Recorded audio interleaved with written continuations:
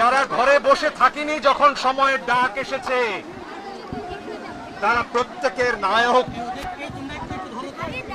আমরা পারিনি রে ভাই, এত বছর ধরে অন্যায় হয়েছে, আমরা চুপ করে দেখেছি, তোমরা পেরেছো। আমাদের তারুণ্য পেয়েছে।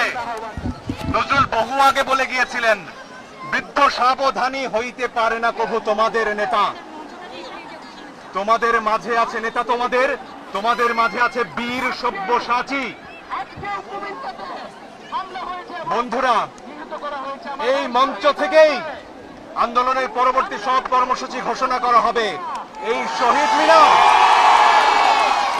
শহীদ মিনার এখন বাংলার প্রাণের কেন্দ্র।